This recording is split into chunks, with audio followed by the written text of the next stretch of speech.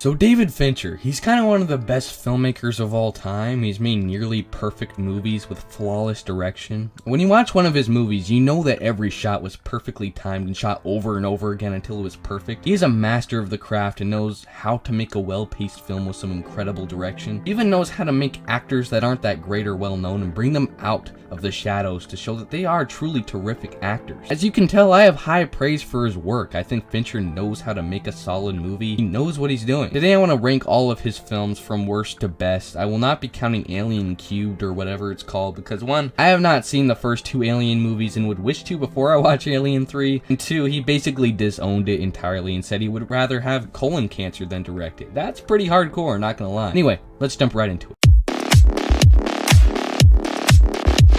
Yeah, this is his worst movie. And not to say it's bad, because I don't think he's made a single bad movie before. This one is just forgettable. There's nothing to really stick with you, except maybe the idea of the concept. I think it's a really neat concept, and Fincher did his best with what he got, but it's pretty difficult to keep the full watch engaging. It really wasn't. It's a well-made film with some great cinematography and obviously direction. Brad Pitt is fine in it. I mean, I wouldn't say it's his best performance. It's a weird performance for sure, and this doesn't seem like the type of thing I'd see him do usually. I think the biggest problem lies with the fact that I think it's trying to be a little more like Forrest Gump sort of a film, where someone with a disability or something that could stop them from achieving what they want to achieve doesn't stop them from achieving their dreams in the end. The difference with Forrest Gump was it was pretty lighthearted and endearing. Benjamin Button was kind of the opposite. Since it's Fincher, everything was darkly lit and ugly looking, and I just don't think it matches the tone they were probably going for. In the end, you can check it out if you want to, but I don't necessarily recommend it. It didn't need to be 3 hours long, honestly.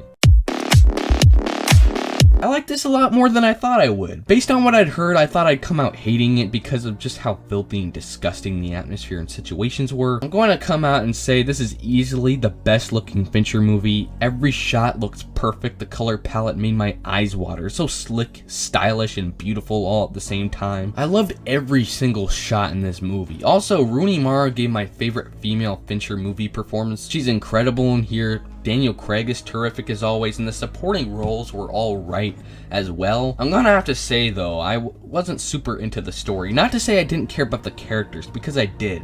I thought they were some really fascinating main characters, and they really got me invested in their storyline. The problem was, I didn't really care about the mystery they were solving. I never really fully got into it. Kind of just felt like a whodunit by the end, but it felt like it was trying to be a lot smarter than it was, and it's kind of pretentious in a way. I guess you can say it's my fault since I wasn't really paying attention towards the beginning of the movie like I probably should have. This is nowhere near a bad film, nowhere near a disappointing film at all. This isn't like Drive or anything like that, like where I think it's great visually, but I don't really like the story or the characters, because I did. I loved the girl with the dragon tattoo, in fact.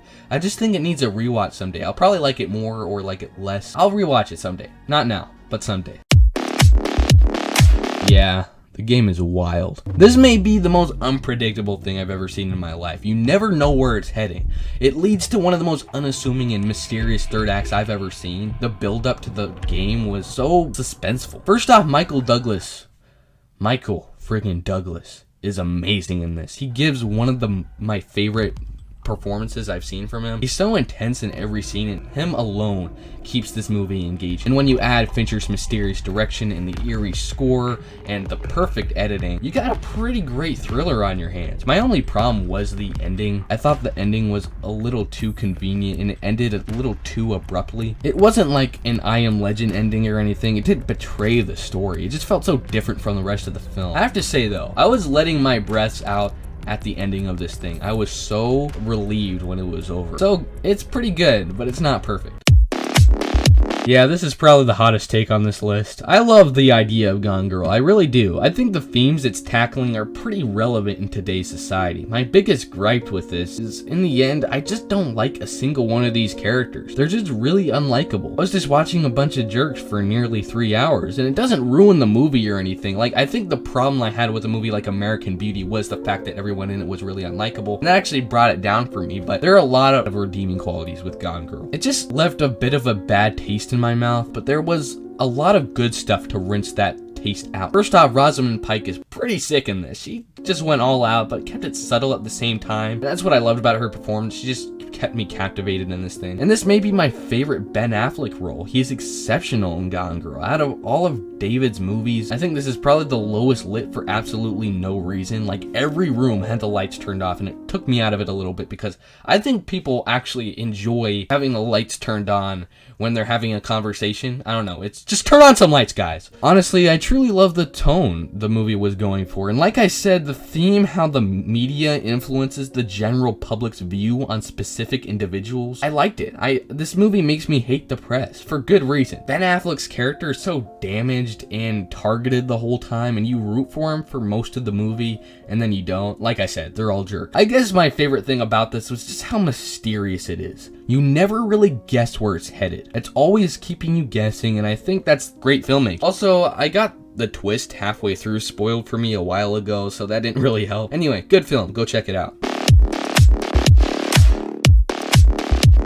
So you guys are probably going to be mad at me that I like this more than Gone Girl, but I found this to be a lot tighter. Let me just say this is probably his least artsy movie. When I say that, I mean it's less like a film and it's more like a movie. It's a straight up thriller. It's just here to entertain, you know? I don't think there's a problem with that. I think this is his most underrated movie. People need to talk about how masterful this is, in a way. It's not something to dissect to death or anything, or analyze. There's not some profound theme, but it is solid filmmaking. This could have easily been some stupid, by-the-numbers, forgettable thriller.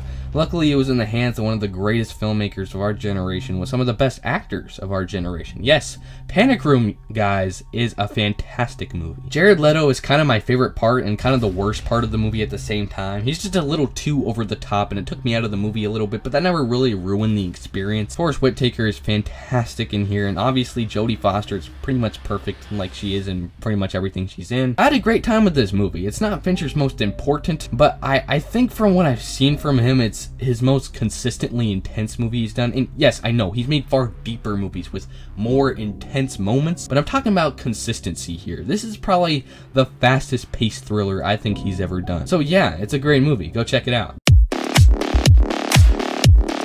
Zodiac is underrated and overrated at the same time. People that say it's one of the greatest movies ever made aren't wrong, but I would say it's not as good as those people say it is, but at the same time it does deserve a little more credit than it's been getting. This is probably Fincher's biggest movie, and maybe his most universally loved. And when I say biggest, I mean it's huge in scope. The premise is centered around something that involves a lot of people, and in that way it's very respectable how he's able to balance all these things. I do really like Zodiac, but I just feel like it was a little too long. This went on a lot longer than I thought it probably should have. I know it's trying to capture that sense of dread and hopelessness in the third act, but I honestly just stopped caring after this point. I was tired, and I think that's the point he's trying to make by, you know, people being over this case. But I don't like feeling bored during a film, and this one did that to me a little bit in the last 40 minutes or so. I know some people may argue with me on that, but you know, it's my opinion. I do like the direction it's taking in exploring obsession and how that can affect one's personal life. But that theme was explored in the last third of the movie, and that's when I was kind of bored. So at that point, I didn't care as much. I loved the first two acts of this movie. I loved the first two acts. I thought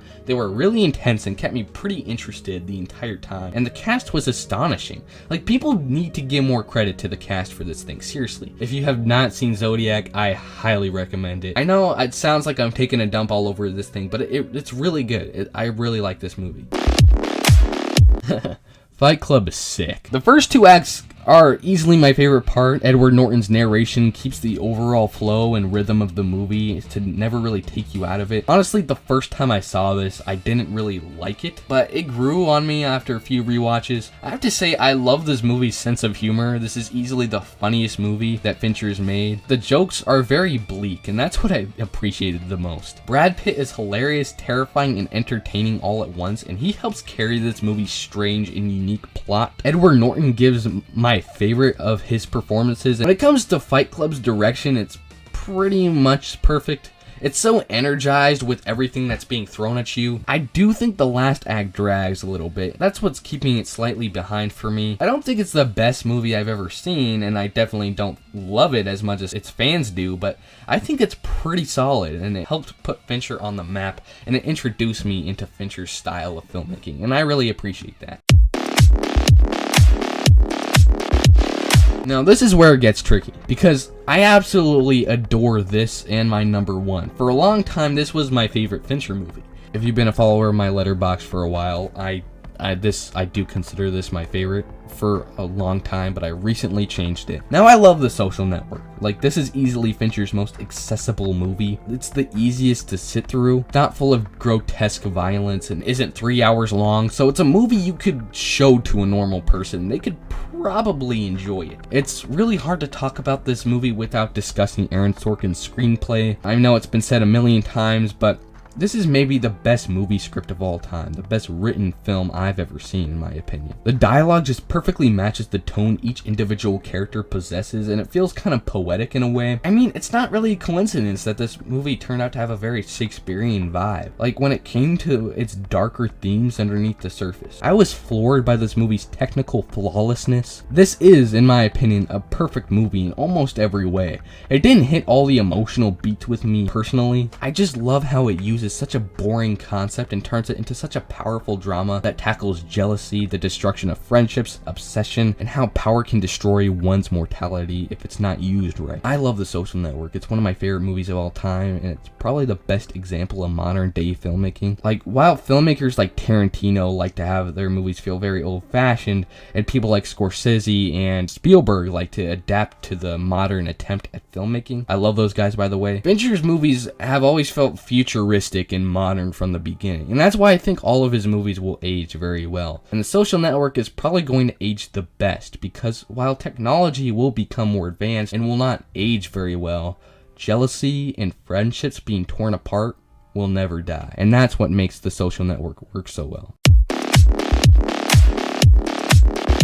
Yeah, 7 is an experience. So, like I said, originally, The Social Network I did consider to be my favorite Fincher movie, but just after giving it a little more thought, I think I do love 7 the most. It's something I can't really put into words. The premise is so simple, yet the complexity behind it made my jaw drop to the floor when I saw this for the first time a couple of months ago. The two main leads are what really made this work. Without Mills and Somerset, this would have just been another serial killer movie. Brad Pitt gives, unpopular opinion, his best performance. He is so emotionally complex and has so many layers, and his character is just so interesting to me. Morgan Freeman stays calm, cool, and collected, and kind of feels like I'm too old for this sort of a thing, and that's what makes him really fun to watch. The ending was so disturbing, but in a shock value sort of a way, not in an underwhelming way. I mean, like, maybe like 5 to 10 minutes before they revealed what was in the box, I kind of guessed it, but the delivery was so intensely powerful that I can't help but love this film for pulling that off. The atmosphere is what makes this movie stand out amongst the rest of the serial killer crime films that I've seen. It's just so dark and grimy, puts you in the situations with the characters. There's just a constant level of dread and intensity in every scene that it keeps you captivated from beginning to end. Some people may find it to be a slow burn, and while it is, I never felt bored by it. I felt so immersed into the story and cared about all of our main characters. David Fincher managed to humanize a situation like this by giving us such endearing protagonists that grounded the whole thing to reality. I have to give all the credit in the world to David Fincher, Brad Pitt, and Morgan Freeman to pull something like this off. I'm not kidding when I say this is the best murder mystery ever made.